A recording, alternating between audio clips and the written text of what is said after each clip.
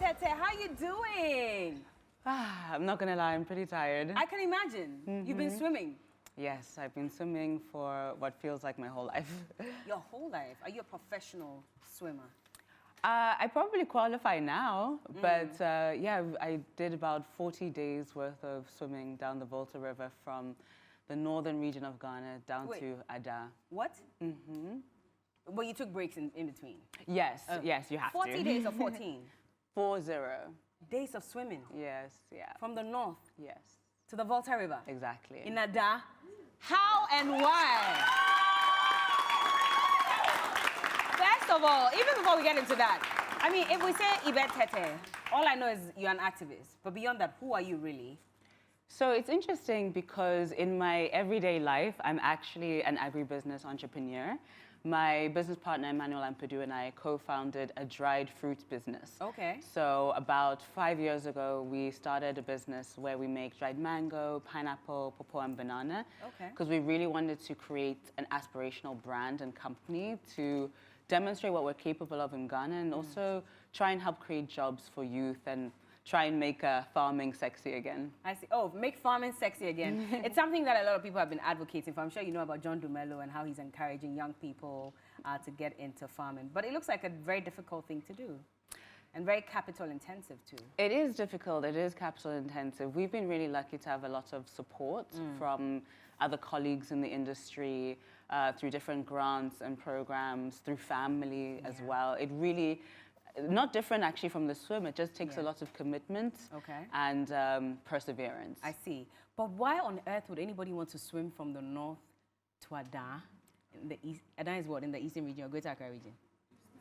Greater Accra region. Greater Accra. It's Greater Accra. But why would you swim all the way from the north to the Greater Accra region in 40 days? That's how many kilometers? 450 kilometers of swimming. Why would you do that? I mean, for me, there's so much joy to being in the river. But actually, the swimming component is just a part of a much larger project. It's a research project called the Agbechi Living Water Expedition. And yes, I'm swimming, getting the attention, but we also are doing science and trying to look at whether the water is polluted by textile waste. So microfibers from textiles. So as you're swimming, you're looking out for those things? Well, when I'm swimming, there's not much more I can do other than swim. But I was with a team, actually. I see. So, you know, a project like this, you absolutely can't do it by yourself. And I was really fortunate to have a crew with me and to be supported by the All Foundation, which I'm also on the board of. And as I was swimming, we had somebody who was taking water samples and air samples that we're processing in our lab to look at what is actually in the water. Unbelievable. And you did this for 40 days, like you said. Yes. What was it like doing this? I mean, you know, you are having the highest highs and the lowest lows. I mean, the last day actually was one of the longest days I swam. I swam about 6 hours. Yeah. Non-stop? 2 hours in the morning and then 4 hours non-stop in the evening. You swam for 4 hours? Yeah. That's why I'm like, I'm kind of tired. Wait, you didn't get tired? I did get tired. I was super tired. I know, but in between when you got tired, what did you do? Did you stay afloat for a while before continuing, or you didn't stop at all? So you really have to have strategy. And for me, one of the things I really wanted to communicate with this project is that things that seem impossible are not necessarily impossible. Sometimes impossible is just a feeling. And you can tackle something that is impossible by breaking it down. So for anyone, swimming for 3 hours it seems impossible. But actually, I would swim for 20 minutes, and then I would stay in the water, but I would drink some water, have a snack, eat some banana, some of my dried banana from my company. And then we would continue. So I was lucky to have either the boat there or someone in a kayak next to me. So I'm still in the water, but somehow taking a 1-minute break and then continuing. In between. And of course, beyond just looking out for the plastics in water, you wanted to set a record. So we're looking out for plastics, of course, because that's what we're familiar with, but really we're looking at textiles, at secondhand clothing. So one of the trips that we did before the main expedition, we were on an island in the middle of the Volta Lake, and you get there and there's a T-shirt. You can't even see anybody who lives there, but there's a T-shirt there. So we're really looking at how clothing becomes waste and chokes our water bodies. So maybe we can think about the beaches along Accra or Kole Lagoon. Yeah. When you go there, you always see textile waste, clothing, T-shirts, and it's not only is it an eyesore, but it's potentially polluting the water. So that's what we were looking out for a lot, yeah. But you still set a record. Oh, yeah, I forgot about the record thing. I know, how modest of you. No, you did set a record. Yeah, I mean, I don't know anybody else who's done it, so I think I'm the first one to First one to do what exactly? To swim? To swim 450 kilometers. Hold on, let's hear this part. Let's hear it. So first person to do what? First person to swim 450 kilometers of the Volta River. And she's Ghanaian. Oh, she is. Yes. Right, you don't believe that she's Ghanaian. She is Ghanaian. She's called Yvette Tetteh. The British accent. I know, I think it threw them off a bit. Yeah. But yeah, you have your English side as well. But you are Ghanaian, you are Ghan. Because you're Tetteh. Yes. Are you from... My mom will be angry if I don't mention that the family that I'm very close with is from Kumasi. Oh, I see. From Bekwai, yeah. From Bekwai, but then Tetteh, so you are Ghan as well. Exactly, yeah. What was it like setting this record too? Of course, being the only person to do this. It's very exciting, but I don't know, maybe it's my work ethic. For me, it's just, I wake up every day and I do my challenge, you know? I do my part of the project, because there's all these different components. So the captain is being the captain, the photographer is taking the photos, the science person is doing the science, and I have to do my swimming. So what's the ultimate goal? So you discover that we have, you know, some level of pollution in our water bodies, and then what? Right. So what we want to do is first bring attention to the issue, right? I think a lot of us are not aware how much secondhand clothing is coming into Ghana. I mean, we're talking about millions of garments every year. Yeah. And Kantamanto, I'm sure we're all familiar with Kantamanto. Yeah. We go there to buy our clothes, look cool, to develop our fashion. And so retailers and tailors are doing a great job of upcycling and selling the clothes, but they can't fix it all. And so some ends up in the landfills and just in the water as well. So we want to first make more people aware of that, because they might not know. And then we're looking at actually creating policy to try and reduce the amount of clothing coming in. Yeah. And then we have another project called the Stop Waste Colonialism, where we're saying that, okay, the producers of the clothing, if you're going to keep producing, you need to pay something like a tax on each clothes to help us deal with the problem. I see. Have you gotten the needed attention and support for this? Well, I'm on your show, so I hope that's going to do something. I'm sure it is already. Yeah. I'm sure it is. But even before that, so when you decided to embark on this journey, did you get the support you wanted? I think so. I mean, it's such a wild concept. You know, even my family was like, "What are you doing?" You know, they're like, "What are you doing?" I'm sure they were scared. Yes, they were. Yeah. Everyone's always asking me about crocodiles and hippos. Wait, were there some in the water? I believe me when I say I didn't even see one fish. I didn't see anything. Yeah, I don't know. I mean, I think because, you know, when you're swimming, you're creating movement, and so they run away. I don't know. There's nothing. Only birds. What if there was a crocodile in the water? Or an alligator? I didn't have a plan, so thankfully there's no crocodile. Well, that's scary. Yeah. I mean, I think I was much more afraid. To be honest, I wasn't really afraid of anything. Yeah, I just, you know, the Volta River is so beautiful, and there's parts of the Volta Lake. Yeah, well, you see, because we don't go there that often. Some of us are from there, some of us don't go there that often, but we have such beautiful places in Ghana. We don't even have to go out the country if we don't want to. Yeah, absolutely. What is it like under the water? I'm sure you dipped your head in a couple of times. What does it look like underneath? Is it dark? Is it... Actually, because I'm swimming like this, so I can't really see anything. So actually, the times I'm saying, oh, it was so beautiful, was when I was taking a break. The rest of the time, I'm just looking in the water. And it's interesting, sometimes it's clear, sometimes it's really muddy, sometimes it's green. So water bodies are really polluted? Not necessarily. You know, I think what was so encouraging for me is that when you're there, well, let me say it like this. In Accra, sometimes you look around, they're cutting all the trees down. There's so much development, there's so much traffic and pollution that it's easy to think that it's too late. The climate change, there's such a big problem. We people are such a big problem.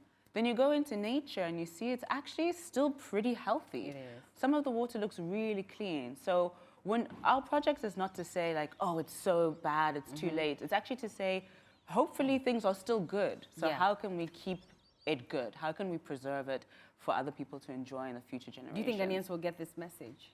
I hope so. I think so. I mean, now, you know, I went to the bank yesterday, and actually the teller was like, "Oh, so you're back?" Oh. And I was like, "Oh, wow, okay. Yeah, I'm back." Must feel good. Yeah, it was quite sweet, yeah. But it's funny because I'm actually quite a private person, so I'm like, I hope no one recognizes me too much. You are private and you decide to swim.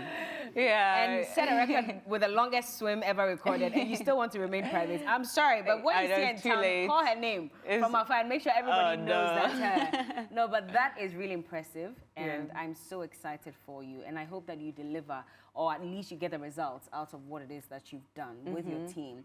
But beyond that, what do you do for fun? Well, I used to swim for fun, and now I'm like, I don't want to go to a pool or anywhere again for a few months. What do I do for fun? I spend time with my friends. Yeah. It'll be nice to see them again, because on the boat, you're there with the same 3 people only every day. Yeah. So I like to do that. I actually, honestly, I just like exercising. Okay. So, I see that. You look very fit. Yeah, I'm like looking at my face in the camera, like just looking thin. No, I think you're fine. Yeah. I think you're fine. But, so, talking about swimming, there's been an issue with a lot of people drowning on water bodies across the country, especially students or pupils who have to cross from one community to the other. That's a really good Now, there's a conversation around what could be done to fix the problem. I mean, of course, providing life jackets and making sure there are schools within the community. But there's one particular politician who says that maybe it's time for us to teach everyone who lives along, you know, the coast and all these water bodies to swim. Yeah. Because that's the solution. Do you agree? I mean, I think it's probably an issue that would require multiple solutions. But I think one solution of teaching people how to swim is fantastic.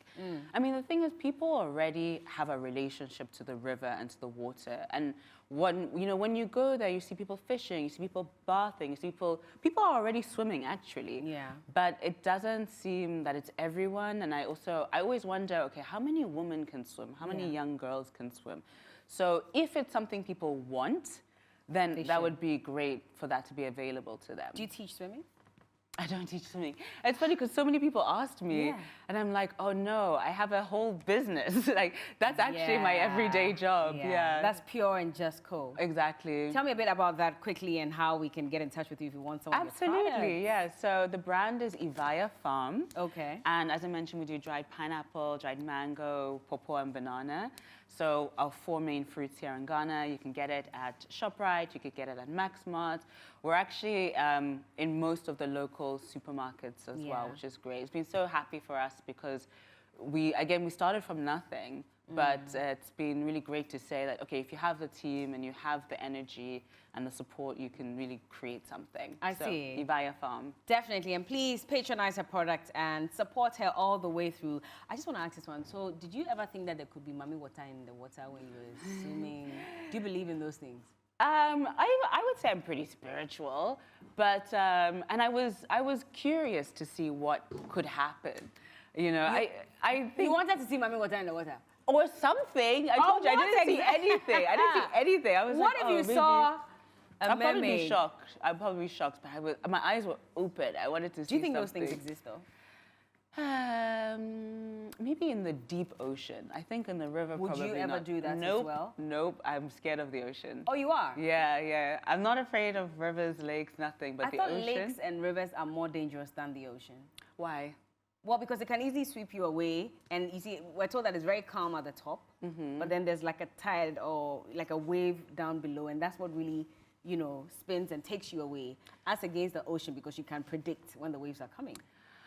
Some parts, you know, it's true that the river has different currents. So some parts, there is a lot of force. For me, I was really happy on those days because I didn't have to try as hard. Because it was just pushing me.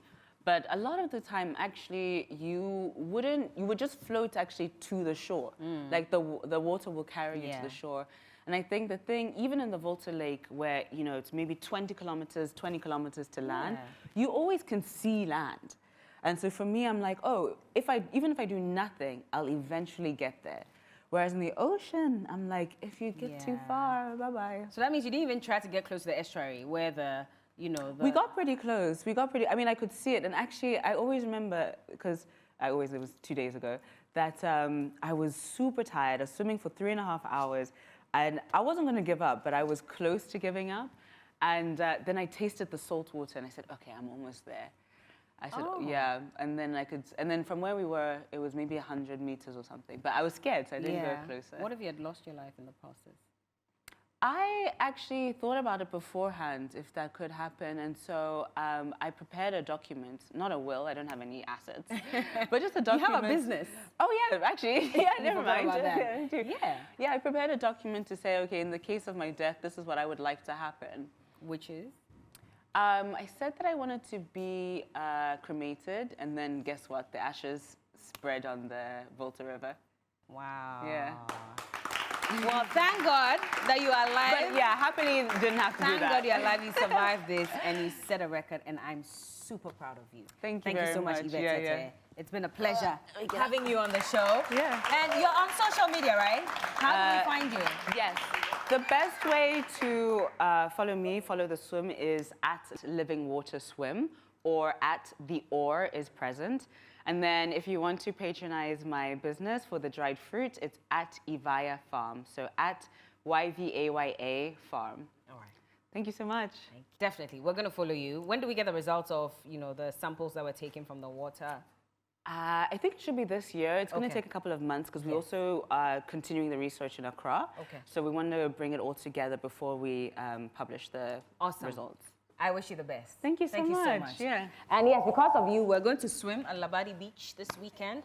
But really? Only if there's a lifeguard. Please do not get close to water if you cannot swim. But even if you can, make sure that there's someone there to make sure you're safe. Thank you so much. Thank you very much.